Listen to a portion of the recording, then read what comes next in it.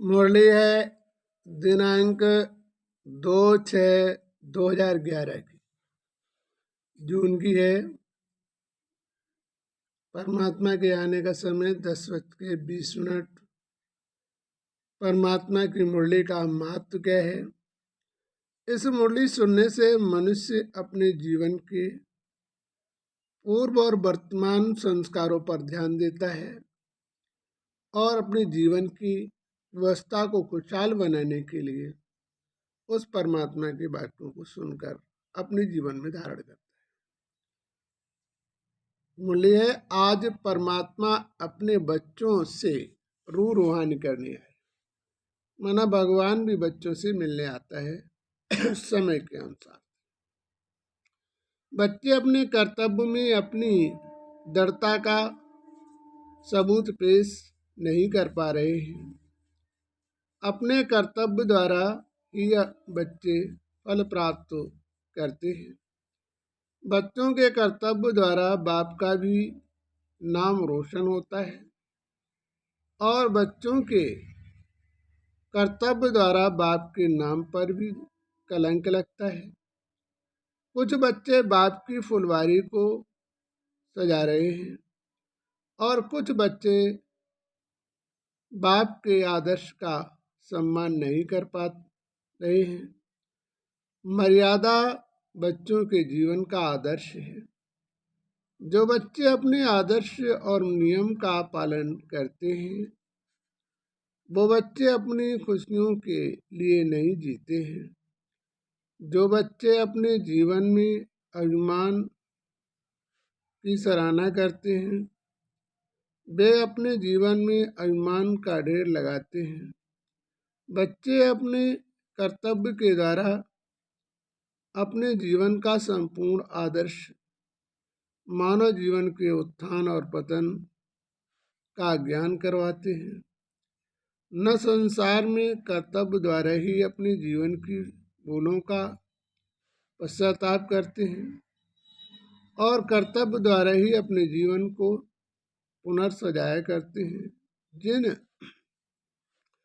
बच्चों के जीवन में परमात्मा के प्रति विश्वास और निश्चय का सबूत पेश करते हैं वो यज्ञ में कार्य करने के बाद अपनी प्रशंसा का पात्र नहीं है।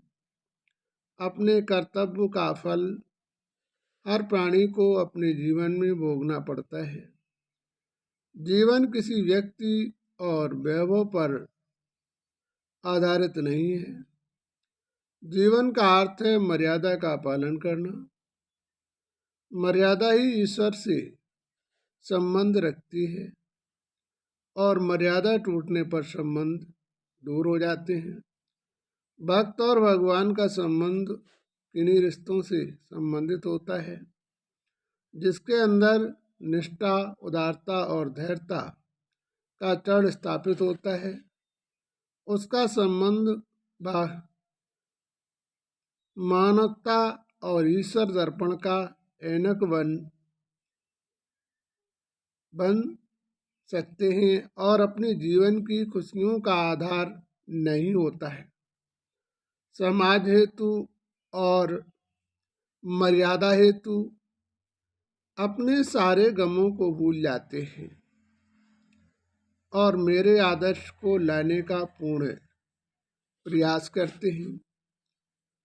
वो प्राणी सत्य मार्ग का आदर्शनीय बनता है। आदर्श उसके जीवन का एक आधार होता है। सुख दुख उसके जीवन का एक खिलौना आधार होता है। न खुशी में खुशी न दुख में दुखी प्रभु वरदान समझकर हर गम परिवर्तन करने का प्रयास करते हैं। कुछ बच्चे बाप के आदर्श को खिलौना समझकर अपने प्रयास में लगे रहते हैं। यज्ञ के अपमान और अपयश पर भी अंगुली लगाने का सदा प्रयास करते हैं जिससे उन्हें अपने जीवन में संपूर्ण तपस्या का फल प्राप्त नहीं हो पाता है। परमात्मा बच्चों को आदर्श सिखाते सिखाते इतना समय गुजर गया, लेकिन बच्चे अपने स्वाभिमान में न जाने पाए, अपनी कमजोरी को ही दरबार दुखों को आरोपित करते रहते। परमात्मा कहते हैं दुखों को निमंत्रण देते रहते हैं, अपने जीवन के कर्तव्यों का सही पालन नहीं करते हैं, जिस कारण सुख प्राप्त नहीं होता। जब परमात्मा अपने कर्तव्य पर और नियमों का दिनों दिन आदर्श बढ़ाते जाएंगे, किन्हीं बच्चों को कोई भी इंतजार नहीं करना पड़ेगा। परमात्मा कहते जैसा आदर्श बढ़ता जाएगा वैसे तुम्हारे जीवन में कोई भी पात्र को भी सदा अपमानित और नीचा दिखाने का सदा प्रयास करते रहते हैं। अब इंसान अपने कर्तव्य के द्वारा अपने आदर्श को बनाता है। परमात्मा किसी के आदर्श को अपने द्वारा नहीं बनाते हैं। आत्मा अपने द्वारा ऐसे कर्तव्य किया करती है जिसके द्वारा समाज को मार्गदर्शन सदा कराते रहते हैं। बच्चों के आदर्श का सदा ही सम्मान किया करते हैं, इसलिए बच्चों को अपने आदर्श को गिरने नहीं देना है।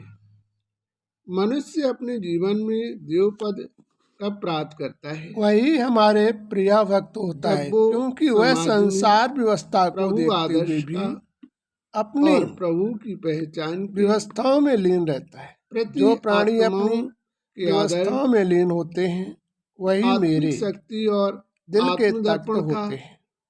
ऐसे ही प्राणी के अंदर मेरा संतुलन सदा देते हैं, अभ्यास होता है।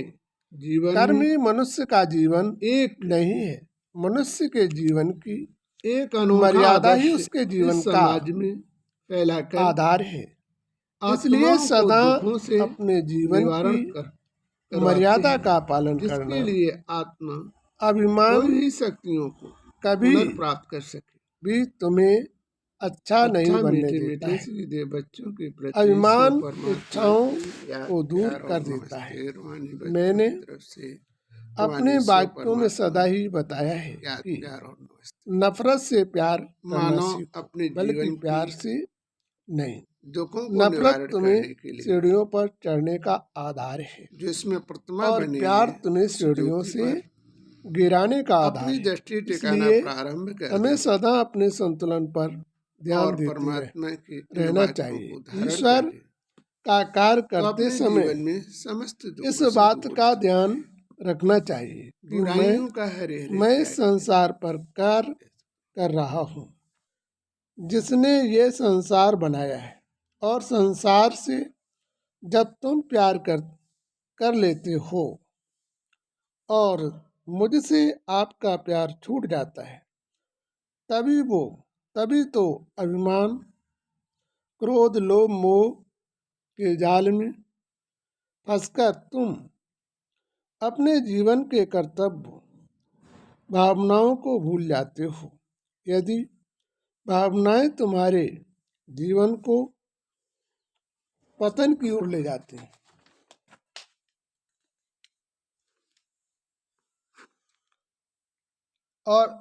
हैं पतन और कोई नहीं, तुम्हारी इच्छाएं ही करते हैं। इच्छाओं में नहीं होते हैं। इच्छाएं में अपराध होता है, और अपराध मनुष्य का शत्रु है।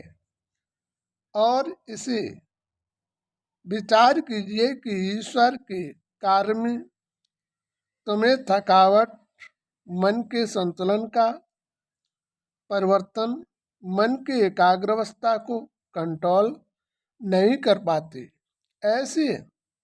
ऐसा क्यों? क्योंकि वो अपना नहीं लगता है। जहाँ अपना नहीं होता है वहाँ फर्क होता है, जहाँ फर्क होता है वहाँ अपना नहीं होता है।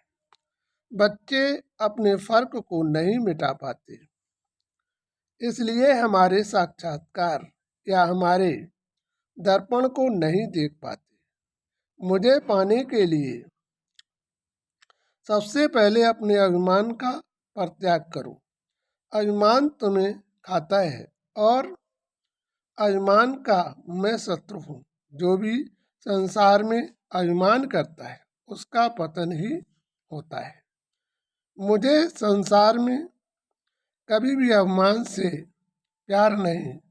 मुझे संसार में आपके नम्र भाव, दया भाव शब्दों व दया बरसाने के कर्तव्य पर ही मैं सदा प्रसन्न रहता हूँ।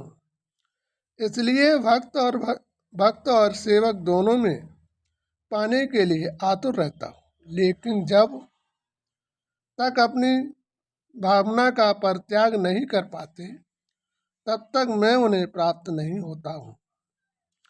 मैं उन्हीं को प्राप्त होता हूँ जो मुझे प्राप्त करते हैं। मैं उन्हीं के सहयोगी हूँ जो मेरे वश जीते हैं। जो व्यक्ति मेरे वश नहीं जीता है अपने सुख के बस जीता है। मैं उनका कभी आदर नहीं करता हूँ। जो मेरे पर निछावर होते हैं उनका मैं हर पल व्यवस्था, हर दुख का समस्याओं में सदा साथ निभाता हूँ। इसलिए संसार मुझे दया का सागर कहता है। लेकिन संसार के गागर सभी भरी जा सकती हैं। मतलब सागर में गागर सभी भरी जा सकती हैं जब सागर तट पर पहुंच पाओगे। और सागर तट पर तभी पहुंच सकते हो जब मन की गंदगी को दूर करोगे। अपने मन की भावनाओं का परित्याग करो। अपमान दुखों का कारण है। जिस संसार को अपना मान के बैठे हो, क्या वो तुम्हारा साथी है? क्या वो तुम्हारे साथ जाएंगे? क्या तुम किसी को लेकर आए थे? क्या तुम किसी को लेकर जाओगे? कर्म बंधन ही संसार पर लेकर आते हो और कर्म बंधन ही लेकर जाते हो। इसलिए कर्मों का ध्यान दो। बच्चे हमारे दरबार में